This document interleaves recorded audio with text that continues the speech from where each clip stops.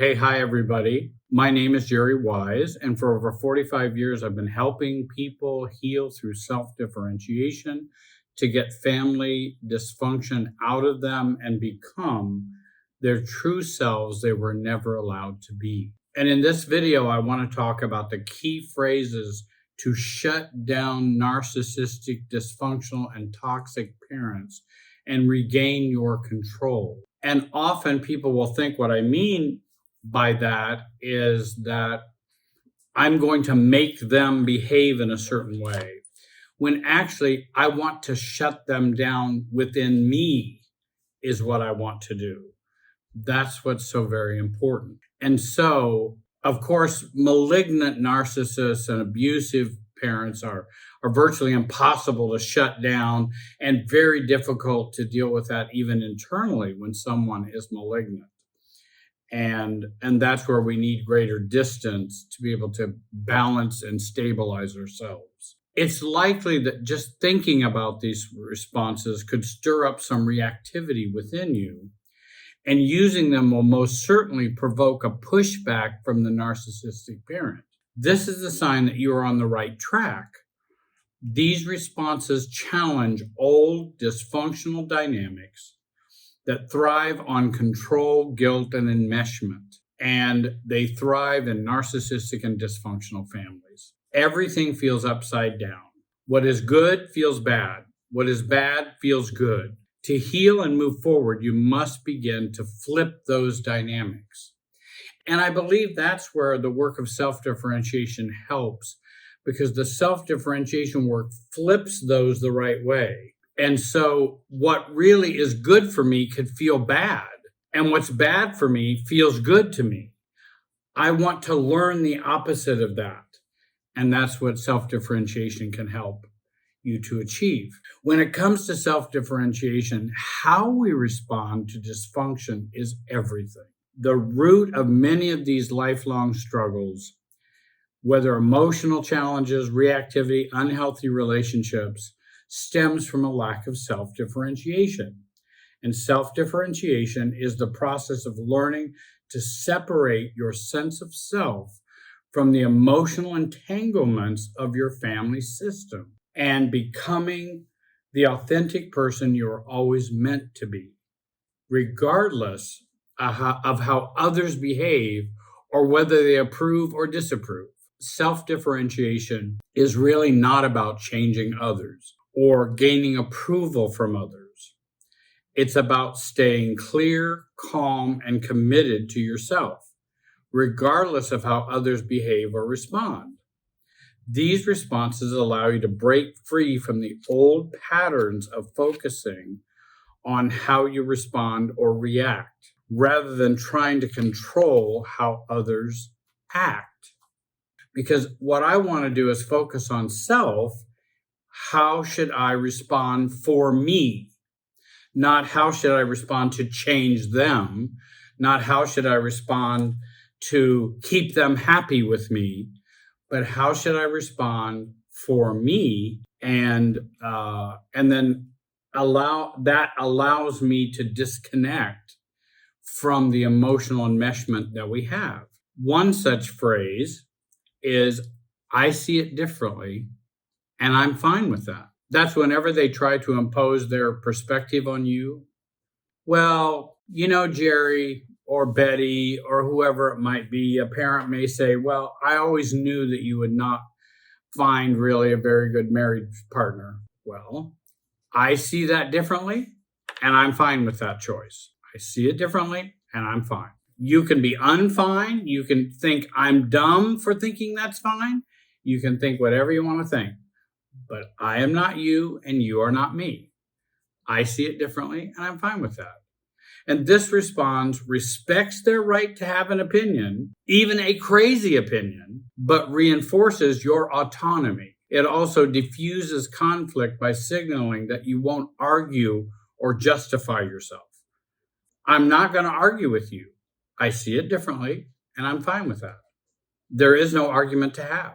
You can try, and they will ask you more questions or try to engage to get you back into the enmeshing argument. Arguments tend to be enmeshing. And as I say later on, or in this video or another, confronting is a means of enmeshing. And I'll explain that further. Number two, that's your opinion. I'm okay with how I feel. We use this when they invalidate or criticize my emotions. Now, why does it work? This statement affirms your emotions as valid, prevents you from being drawn into a debate on how you should feel, breaking the cycle of emotional control. I understand that's your opinion. I'm okay with how I feel. I feel angry with my cousin who did this. Oh, well, you shouldn't feel angry, but they didn't mean anything. And I don't know why. They've always done this and done that. That's your opinion. I'm okay with how I feel. And it's kind of difficult to break through that when we stand for ourselves without an argument or defense. I am stronger when I don't defend me or get into a defensive posture. I'm stronger as a person. Number three, I'm not going to engage in this conversation. I think it'd be best if we talk about something else. When do we use it? They try to provoke guilt or drag us into an argument. And why does it work? It sets a firm boundary between defensive or reactivity, signaling that you won't engage in manipulation or conflict. No, I'm not engaging in this conversation. We need to talk about something else. I don't think this is a topic I want to talk about right now. Let's talk about something else. Well, you need to hear this. Well, I disagree with you. I see it differently. I'm not going to engage in this conversation. And see, if you notice, I'm focusing on the process and not the content of what's going on. They want me to focus on the content of the words of how bad I am, how much of a mistake I've made, the problem this is about, we're talking about, etc. I'm not going to engage in any of that content. I'm going to engage in the process. I'm not going to be involved in this process. Number four, I can hear how you feel, but I've made my decision, and this is my preference. And when do we use this? When they try to pressure you into doing things their way. And why does it work? This response acknowledges their feelings while reaffirming your autonomy, helping you to stay grounded in your choices without feeling obligated to please them. I hear how you feel. I understand how you might feel that way, but I've made my decision, and this is my preference. Since you're not coming on Christmas Day and you're only coming on Christmas evening, that's not our normal family tradition. This hurts me so badly. I can't believe you would do this. I hear how you feel. I can understand that, but I've made my decision, and this is my preference. I allow them to have their hurt and also recognize I'm not the one causing it. It's their emotional state that's causing it, not mine. I'm not doing anything to wish to hurt them. I'm simply saying I'm not coming in the morning. I'll be happy to come in the evening, Christmas Day evening. I know that's not traditional, but that we'd like to have our own Christmas with our family in the morning, with my kids and whatever. And I don't even have to say all that. I hear how you feel, but I've made my decision. And if we can say that calmly, neutrally, as best we can, and again, anything worth doing is worth doing poorly. If you can't do it calmly, at least try to do it. Over time, hopefully you'll get calmer at doing it. And again, you then tend to send the vibes and the message that this is no big deal. It doesn't have to be. I hear how you feel, but I've made my decision. And this is my preference. And in parentheses, and the world will not explode or fall out of orbit in the universe, because it won't. Things do change sometimes, and I'm fine with that. I'm sorry if you have to adjust to that. Welcome to the real world. Number 5, I hear your opinion, but I'm not sure I really need your approval on this. And then I could also add, sounds like my choice on this seems upsetting to you. I hope you will feel better over time. And again, when do we use it? When they criticize our choices. And it works because it conveys confidence and independence showing that you are no longer relying on their approval to validate your decisions. You may have decided to quit a job that makes a lot of money that you hate to take another job that maybe doesn't pay as much as the first job, but you think you would be much happier with that. And they may criticize you, but how are you going to pay all your bills? How are you going to live your lifestyle? You need to be moving up, not down. Da, da, da. Well, it sounds like my choice on this seems upsetting to you. I hope you will feel better in time. Or I hear how you feel, pause, but I've made my decision. In other words, I'm listening and I'm still making my decision, but I'm not going to be defensive. I'm not going to argue with you, all of those things, because I'm the one that has to make the choice. I'm the one that has to live with the choice, and I've thought it through. If they had any great wisdom they were going to share with me, they probably would have. And they're not. It's their values versus my values. We wouldn't dare quit a more lucrative job to take a happier job at lesser pay. They may never consider doing that, but you might, and that's your choice. Number 6, it sounds like you're upset or hurt, but I think I need to stay out of this. When do we use this? When they try to drag us into triangles or conflicts or involve you in their drama. I may not want to be in that drama. And again, I can empathize, but it sounds like you're upset. It sounds like it hurt you. But I think it's best if I don't engage in this discussion, because I'm not going to be able to fix it, because it's between you and someone else. And why does it work? This response maintains emotional neutrality, protecting you from being entangled in manipulative dynamics, and prevents triangulation, which we want to stay out of. Triangulation will keep us less self-differentiated. It will also increase our anxiety and in many ways lower our maturity. Another way we can be empathetic. Well, it sounds like, Bill has really upset you. I really hope you can resolve that with him without jumping into the whole drama, which I don't want to do. I can be empathetic and then stay out of the argument. Number 7, what you're saying is not mine to own. I hope you can work it out when you are ready. When would we use this? They try to make you responsible for their emotions or problems. Why does this kind of a statement work? This response draws a clear boundary, refusing to absorb their guilt or anxiety while expressing empathy from a healthy distance. I can express empathy from a healthy difference, but this is just so upsetting to me, what you're doing or what you're thinking or where you're going or when you're going or not going. Well, unfortunately, what you're saying is not really mine to own. I hope you can work it out when you're ready and resolve those feelings. I certainly hope that you can do that. And if we can stay calm and not controlling them, then there's more likely that we will impact the situation in a positive way.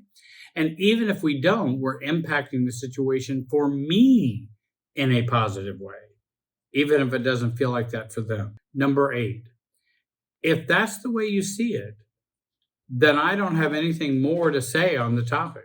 And I think if things get highly charged or start to get abusive or start to be problematic, if that's really how you see it, oh, Jerry, you're just so stupid. You've always been stupid.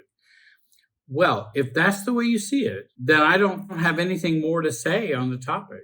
If they stop the topic, I stay. If they don't stop the topic, I excuse myself. I'm gone, because I put out that fence saying, don't cross this. But if they can't do that, then I need to exit. How do we use these responses effectively in a self-differentiated way? The root of many struggles, whether emotional challenges, reactivity, or unhealthy relationships, comes from a lack of self-differentiation.